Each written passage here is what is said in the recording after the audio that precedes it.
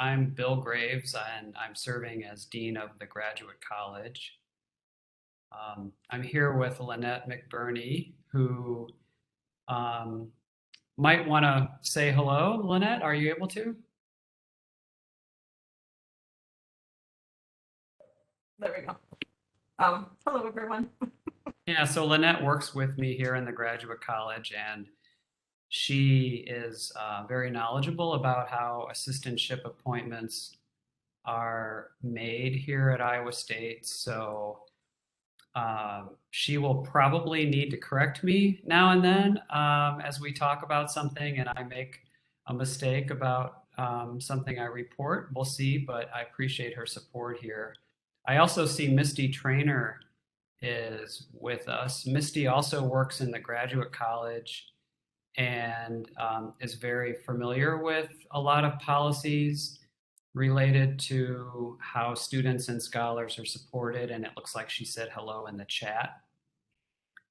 Um, and let's see, Kathy Birdsall, you're from CCEE, is that right?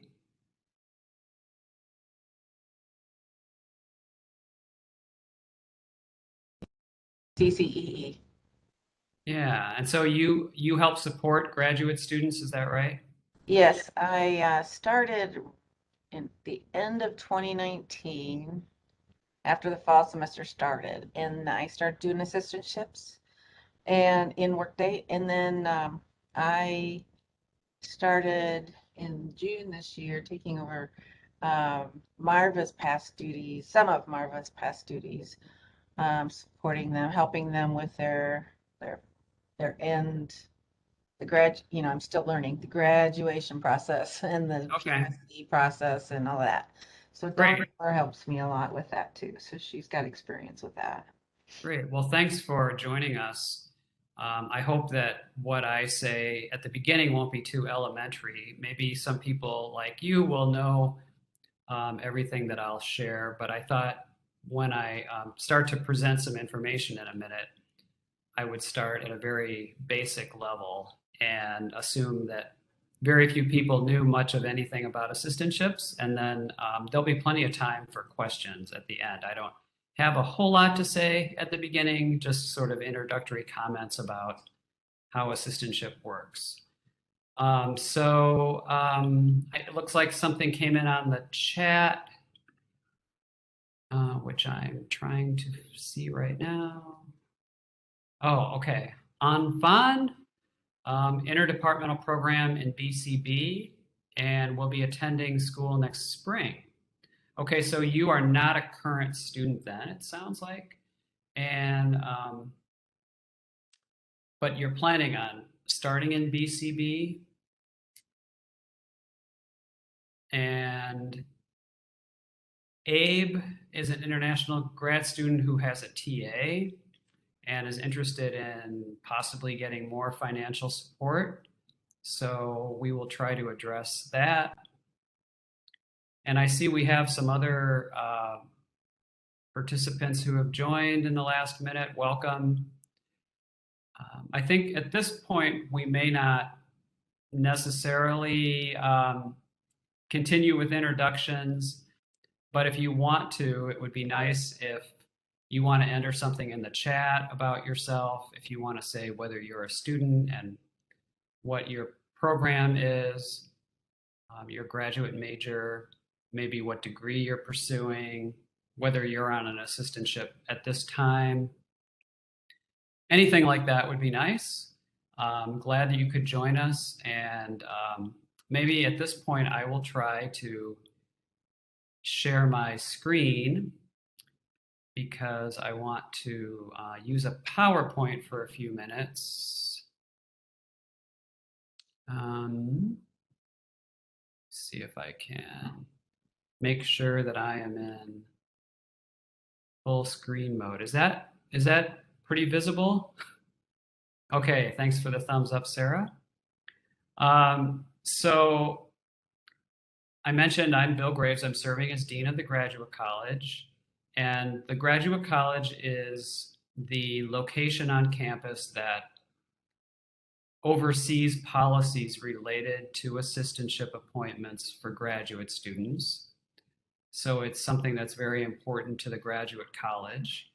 And Lynette McBurney is working here in the college, and among her areas of expertise is with assistantship appointments. That title I gave her is not her official title, but it's pretty accurate, I'd say.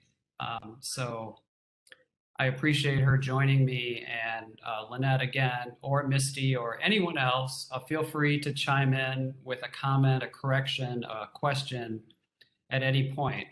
There will be a lot of time at the end, I'm sure, for Q&A. So if you'd rather wait and share your question later, that's fine too. I just have a few slides to set the stage about basic information regarding assistantships. And I thought we would start with a definition. I haven't written a very clear formal definition. I just put a few words on the slide to remind me of important aspects of assistantships that I wanted to be sure to remember to say. One is that these appointments are meant to augment your education or complement your education. So they are related to a student's professional development, and some people would say training, depending on what the duties of the assistantship are. And they are meant to add value to your degree program. So they're different than a job, they're different than a work assignment, which may or may not really add a lot of value, but the assistantship is meant to complement your education and provide, in many cases, practical experience that helps you grow professionally within your field of study. So that, I hope that helps encapsulate what assistantship appointments are. And I'll say a little bit more in a minute about what they mean to us here in the graduate college as well. We have three main types of assistantships: teaching, research, and administrative. Most students are on either a teaching or a research assistantship. They're the two most common types. But administrative assistantships are also available at Iowa State and at some other universities. They tend to be appointments that a student would get outside of their home department. In contrast, a teaching or a research assistantship is most commonly, I would say, based in a student's home department or within their major. You can also have multiple types of appointments at the same time. So you could be appointed to a teaching assistantship and a research assistantship in the same academic term. You could be, for example, a quarter-time TA, as we call these, or a quarter-time and a quarter-time RA, so that in total you would have a half-time appointment, but half of your responsibilities would be in teaching and half of your responsibilities would be in research. And you could have combination that involved an administrative assistantship. You could have multiple TA appointments with different assignments. So various combinations are possible. And these combinations and types may differ from semester to semester or from year to year. So you may be on a teaching assistantship or one type of combination now, but in the spring, your appointment could change. The type of assistantship you have might change. So there is that flexibility, and I think ideally, in my personal opinion, as Dean of the Graduate College, it's great to have different types of experiences. So it might be nice, even if you're mainly interested in performing research for your assistantship, to have some teaching, at least during one academic term or 1 year so that you gain that experience. Another characteristic of assistantships is that they are defined by appointment fractions. And the 3 types of fractions that we have available are listed here: quarter time, half time, and 3/4 time. The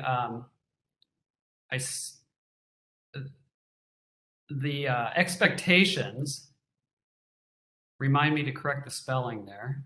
Before I give this again, I apologize for that, the typo there. But the expectations associated with assistantships relate to the amount of time per week that typically is expected based on the appointment fraction. So the most common type of assistantship is a half-time appointment, and generally, on average, over the course of the appointment term, the expectation is that the student would spend 20 hours per week, or the equivalent of a half of a full-time appointment, on their assistantship duties. I deliberately said over the course of the appointment term and on average, because we do not keep time, we do not have time cards or time sheets required for assistantships. So typically, graduate assistants do not sign in and out every day and clock their hours.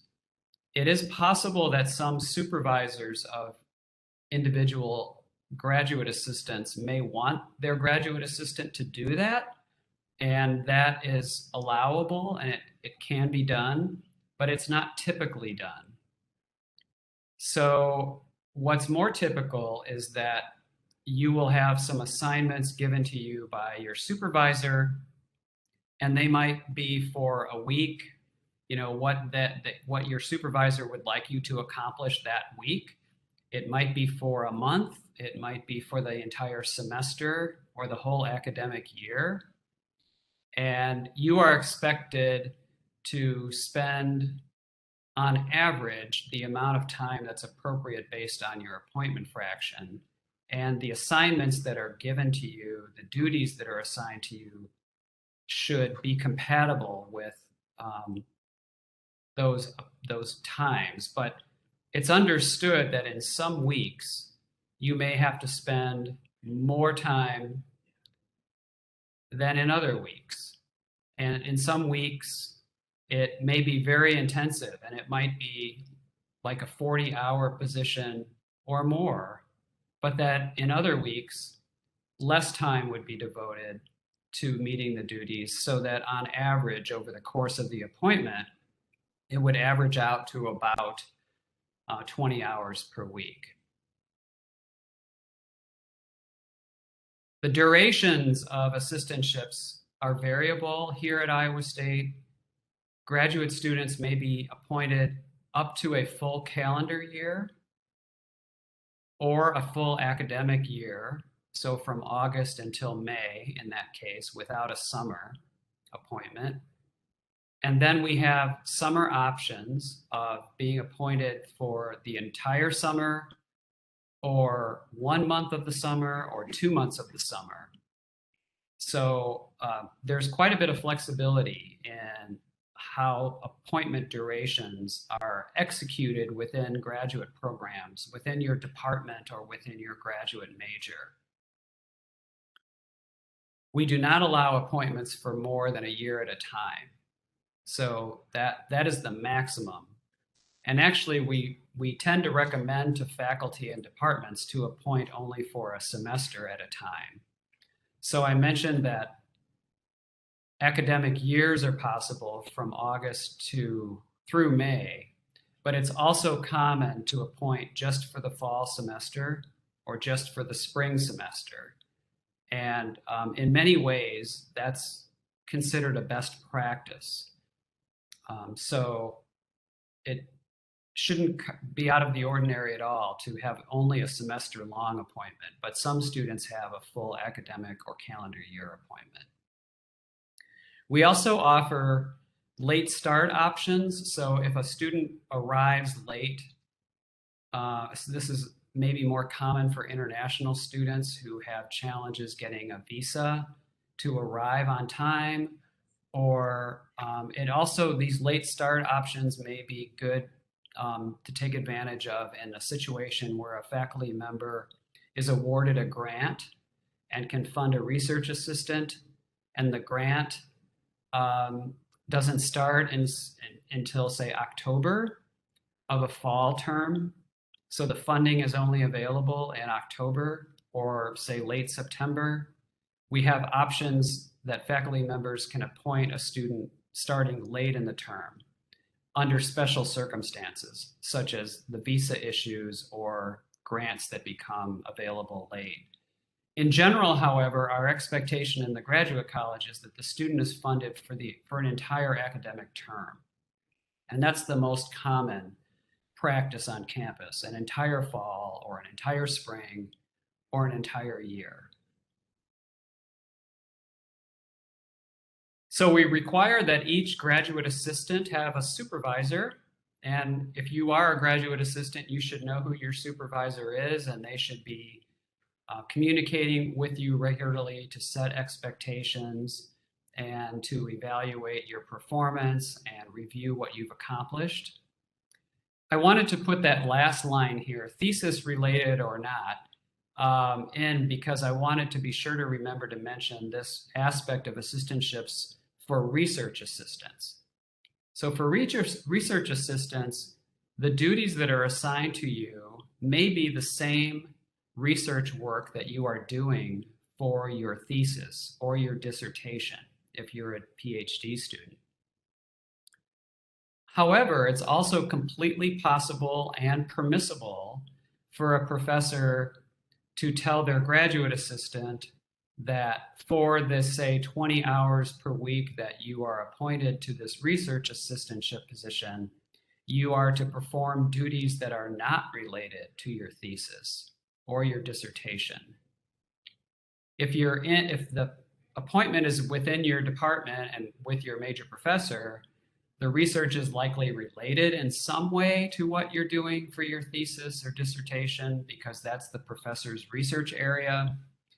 But they are free to assign you duties that do not directly relate to your thesis, but still give you related training in your discipline.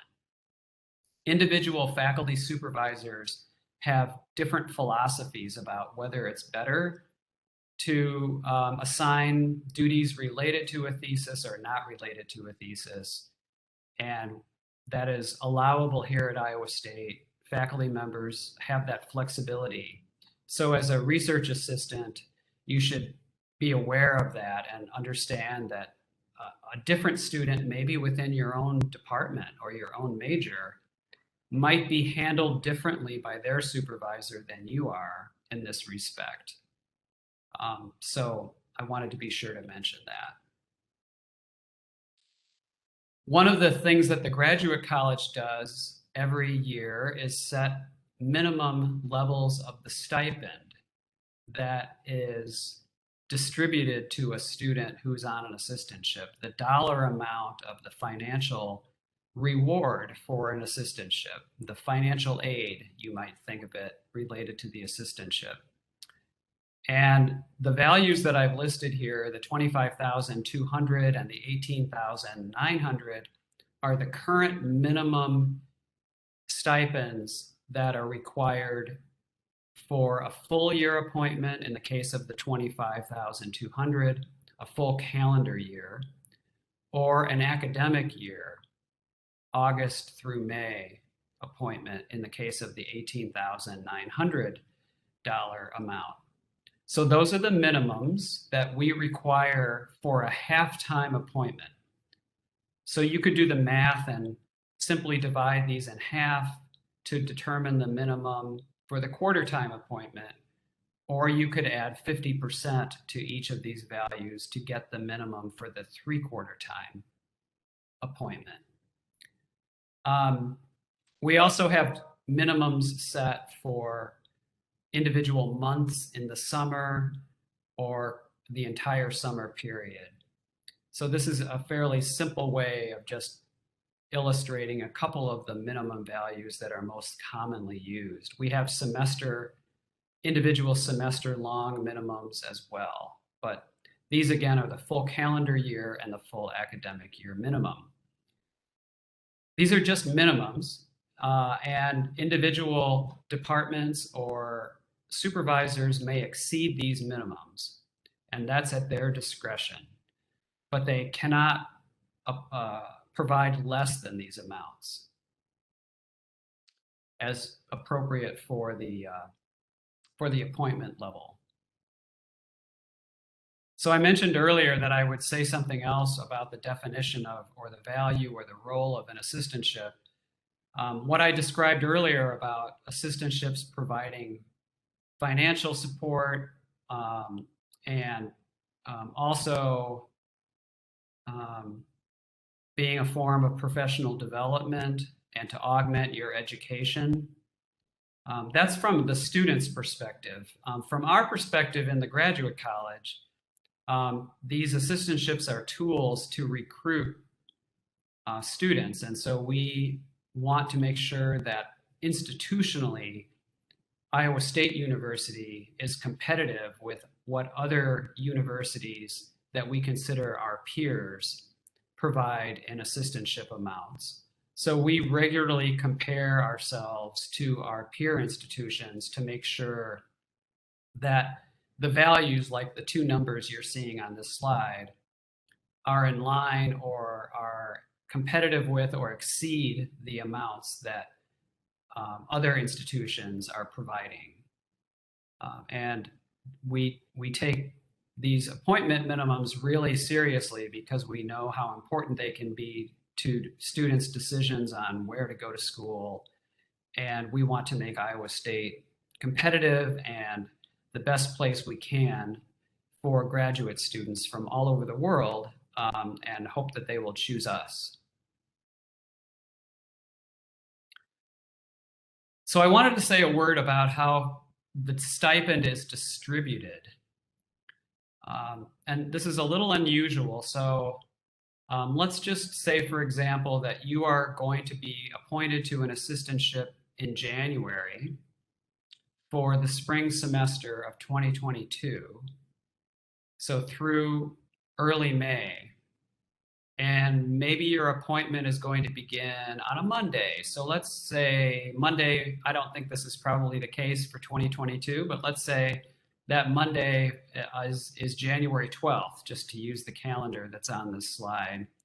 That's when your appointment starts, and let's just say it ends on May 10th.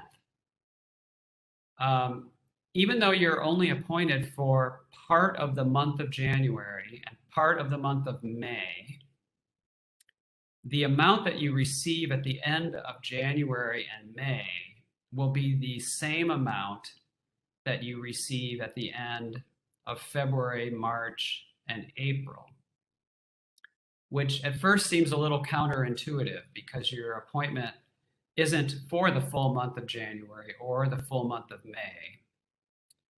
But this is how within our system at Iowa State, these deposits are made into students' bank accounts. They are evenly divided based on the months of the appointment. So if the appointment actually started on January 31st,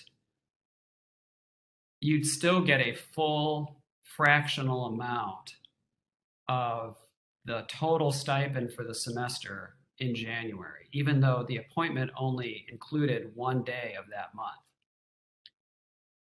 That's just, it's a little strange. It's a little difficult sometimes to wrap your head around that that's the way it works, but that is the way it works. And it's good to be aware of that. We hope that one benefit of this is that it may make budgeting for a student easier.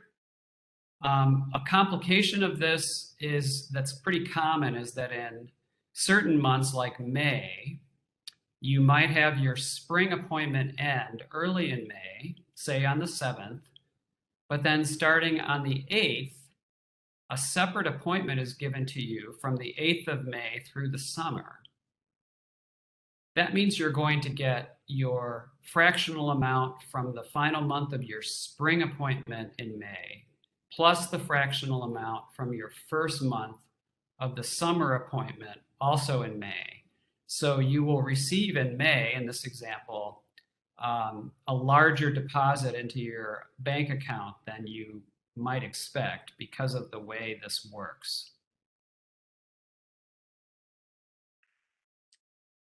Along with the stipend, that monthly amount that's deposited into a bank account, assistantships come with other benefits that are very important, including a tuition scholarship and health insurance and some eligibility for bridge programs that we have available in the graduate college. So first of all, the tuition scholarship differs depending on whether you're a master's student or a doctoral student. And there are some other particulars related to it as well, including a minimum time that you have to be on the appointment. But basically, the most important thing to know is that if you have an assistantship that meets the requirements, which most assistantships do, then you automatically are assessed resident tuition, even if you're from another state and not a resident of Iowa. Or if you're an international student and you otherwise would be assessed international tuition, you too would qualify for resident tuition if you're on a qualifying assistantship. So that's a huge benefit right there for out-of-state or international students. That resident tuition amount is the lowest type of tuition we have at Iowa State. On top of that, and that covers everyone on the qualifying assistantship. On top of that, the university provides a scholarship to pay the resident tuition. And the scholarship needs to be at least 50% for master students, and it must be 100% for doctoral students.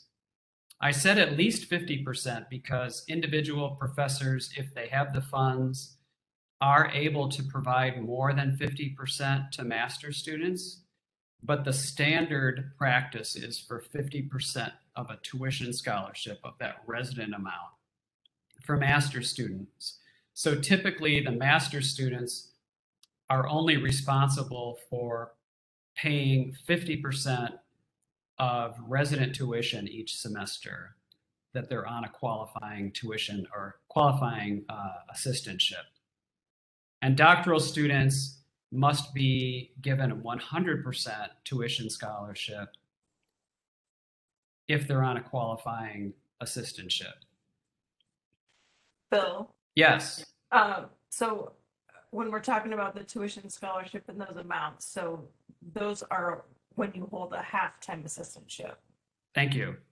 So then if you hold a quarter time, then those amounts are then split in half. And so a PhD student would be guaranteed a 50% tuition scholarship, and a master's student would be guaranteed a 25% scholarship.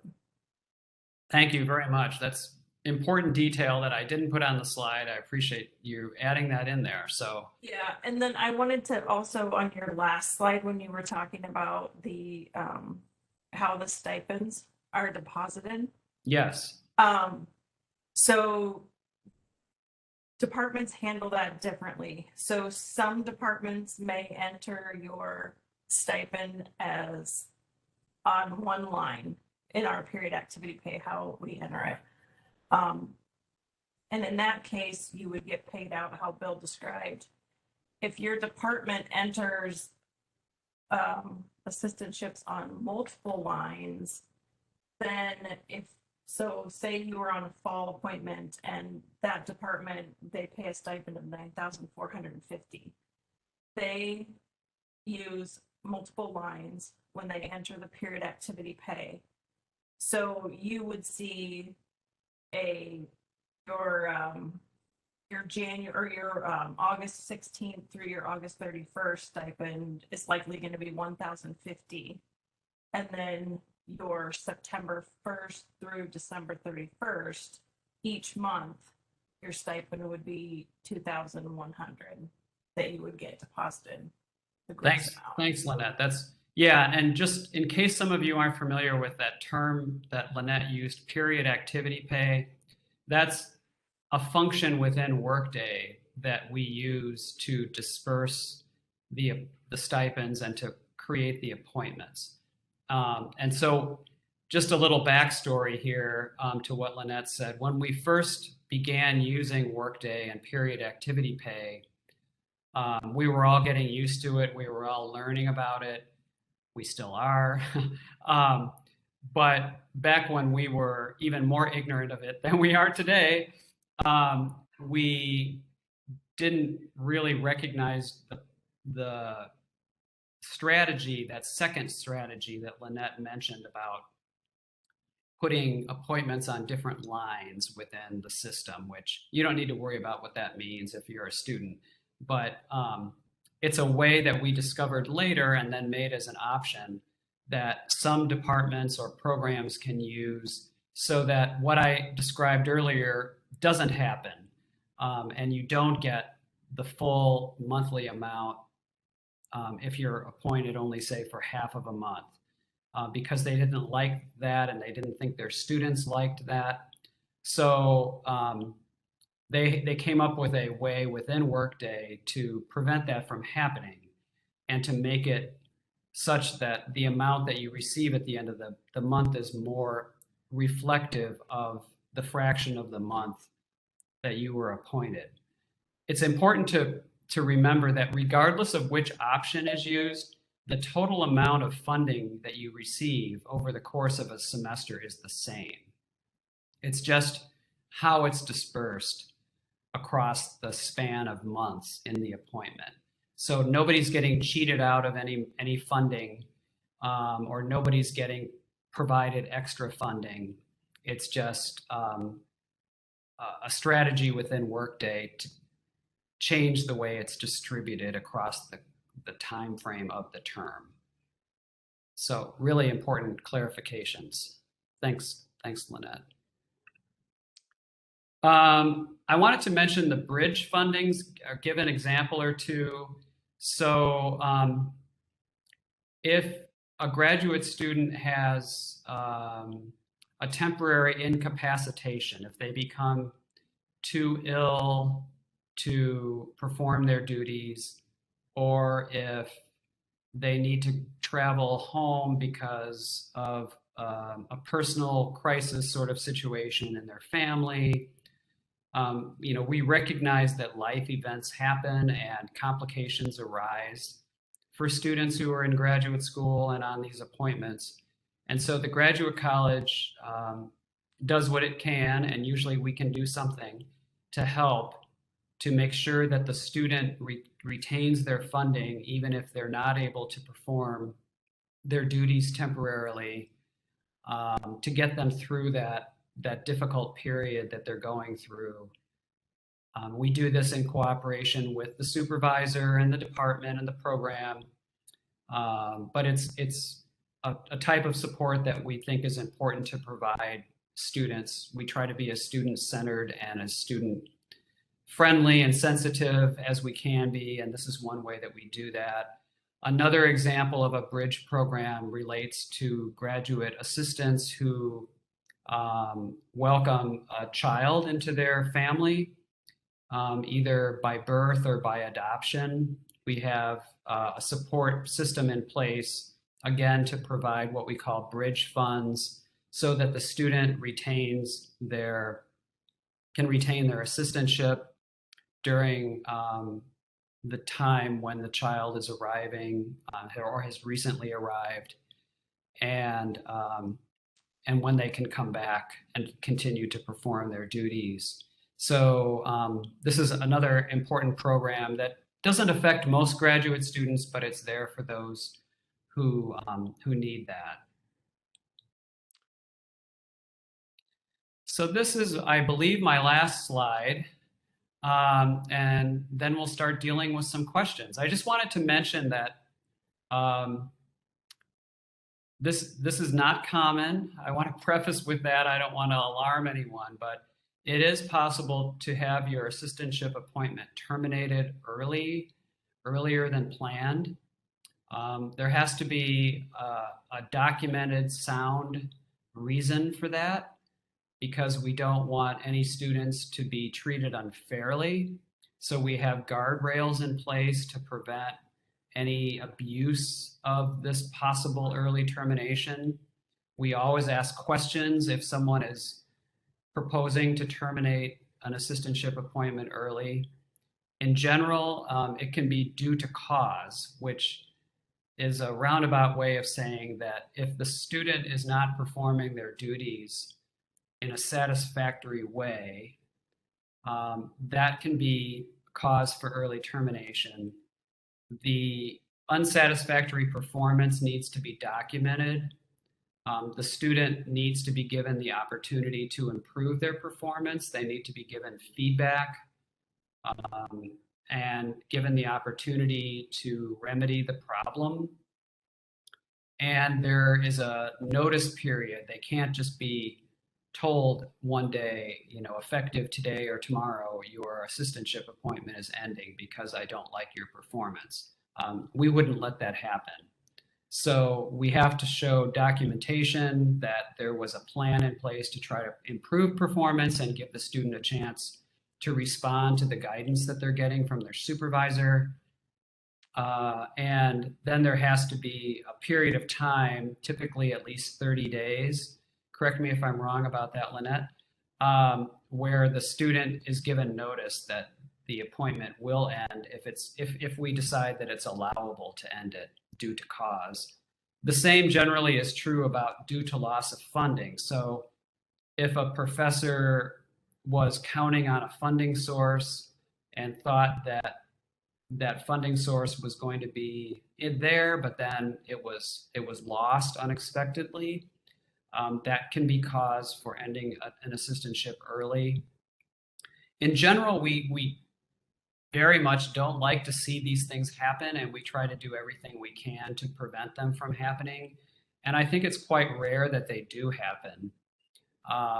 But I just wanted to add this bit of our policy about assistantships because it occasionally comes up as an issue. We want to make sure that students are provided support that has been committed to them. As I said earlier, we don't allow appointments of more than 1 year at a time. So we don't advise departments or individual faculty to make firm promises that they will be funded for 2 or 4 or 5 or more years on an assistantship. Departments and programs often express that they intend to maintain funding throughout a student's program, and that's their goal. And many programs and departments can show that they have a track record of doing that consistently to give a student assurance. But there can't be a firm written promise in terms of a appointment agreement for more than one term. In the case of the rare events of terminations, we do have policies in place in the graduate college that allows students to appeal a termination decision. So in the very unlikely event that any student would face this and they believe that they were treated unfairly, that there was not due cause or there was not a true loss of funding, there is a process in place to appeal a decision like this. But again, it's very rare. And we in the graduate college do everything we can to keep students from facing situations like this. And with that, I will pause and see what questions anyone may have. There are a few questions in the chat right now. The first one is from an international graduate student who has a teaching assistantship and wants to know if there's any chance for additional financial support. Well, there is if your appointment doesn't exceed the maximum. And Lynette, you may have to help me out here, but typically for international students, um, there is a strict limit on the amount of how high the appointment can be. Can you Yes. clarify for me? Yep, so international students are limited to a half-time assistantship during the academic year. The only way they could be up to 30 or up to three-quarter time is if they have an approved CPT. And that's Curricular the practical International training. Student and Scholars Office. Yeah. So for this student, if your assistantship right now is a quarter time, then it would be possible to be increased to half time or to three-quarter time if you have approved CPT, curricular practical training, approved through the Office of International Students and Scholars. But it's more likely that you don't have that. So, you could receive, if you have a quarter time now, you could be appointed to another quarter time, either another teaching assistantship or a research assistantship for quarter time, so that you would total half time.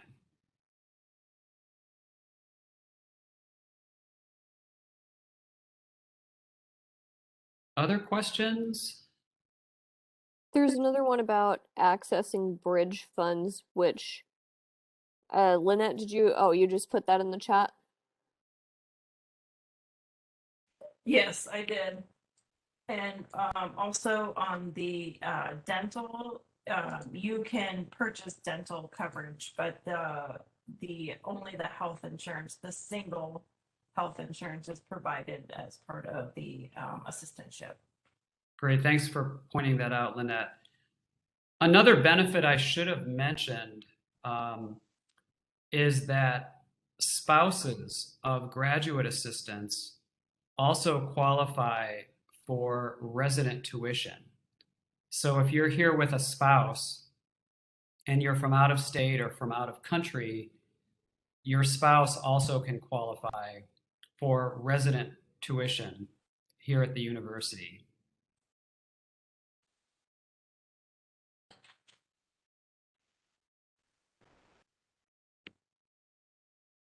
And I think, I was just looking that up, but I think that is through the registrar.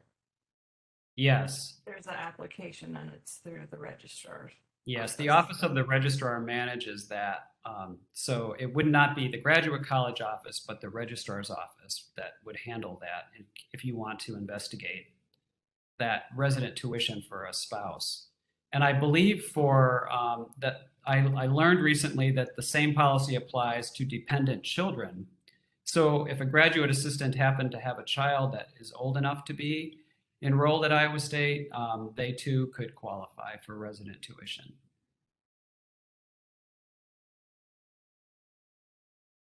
There's also a question in the chat that says, what's the maximum appointment time for a grad student, 1/2 or 3/4? Some documents state 1/2, but some say 3/4, so they're confused. Well, so Lynette, again, correct me if I'm wrong, but I think if for domestic students, for US citizens, 3/4 time is the maximum. For international students during the academic year, half time is the maximum, except during the summer when 3/4 time is possible. Or if you have curricular practical training approved through the Office of International Students and Scholars during the academic year, you might qualify for a 3/4 time appointment also. Yeah, that's correct.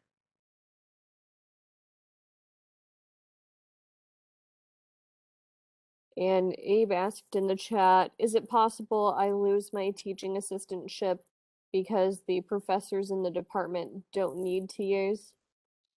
Well, it's very unlikely that would happen if you have an appointment now and you were appointed through the year or the fall semester. But it's possible if you were appointed, say, just for the fall semester, that you might not be reappointed for the spring semester if they don't believe they need a TA or don't have a position for you as a TA. So that is possible.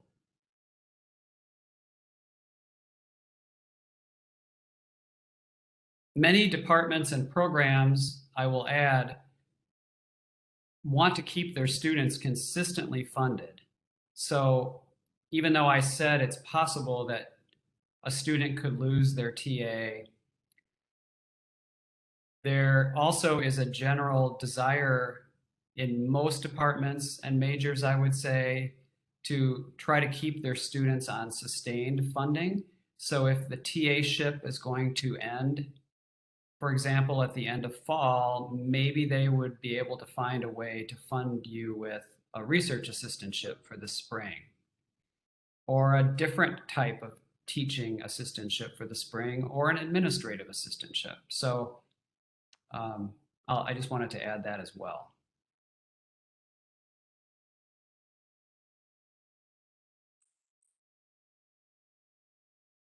What other questions do you all have?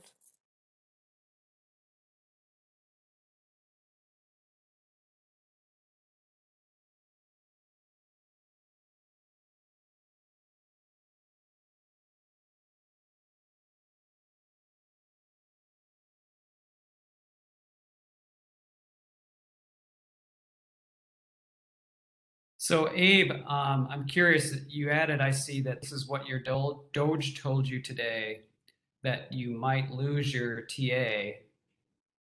In that case, I would talk to that Doge about alternatives so that you can have a different type of appointment whenever your current appointment ends. If the Doge, I doubt this is the case, but if the Doge was trying to say that your appointment might end earlier than the term assigned for it, like if they're saying, well, we've changed our mind about this semester, and so we don't need a TA to continue through the full semester, even though you were appointed that way, I would encourage you to talk to us in the graduate college about your circumstances so that we can investigate, because that would represent one of those early terminations, which is why I don't think it's likely, because those are rare.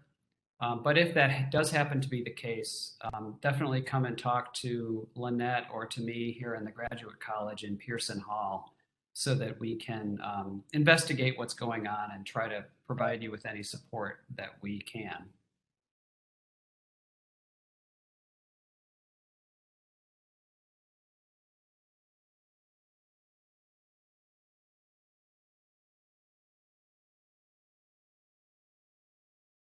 Any final questions before we close out this session?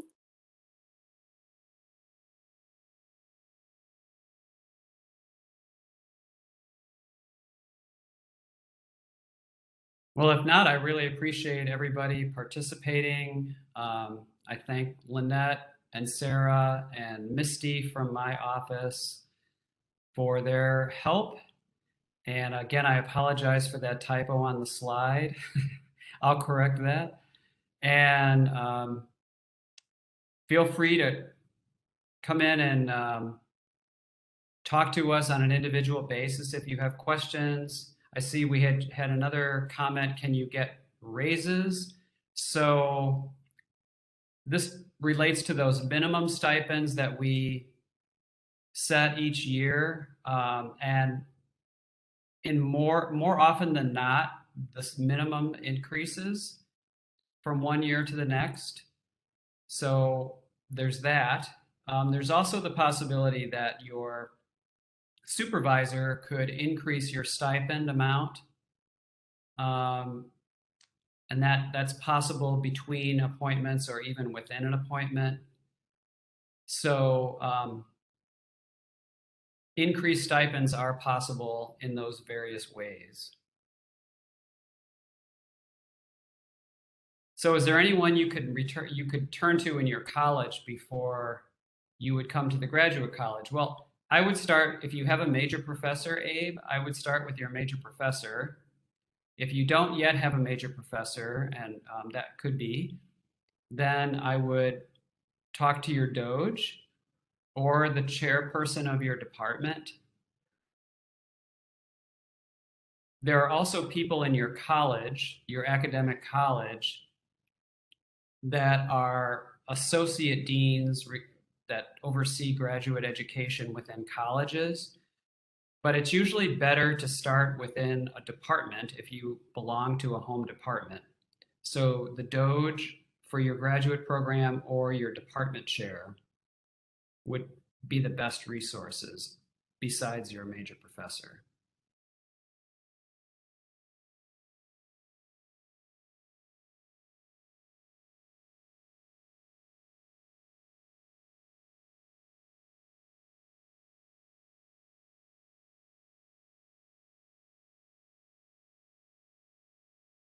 Well, if there aren't any other questions, I guess we'll end the session now. But again, thank you. And just remember that we're here for you in the graduate college about assistantships or any other aspects of your graduate education. So even though you have people locally in your programs and departments that can support you, you can always come here for additional guidance whenever you need to. So we're glad you're here. Good luck in your graduate programs, and thank you for participating.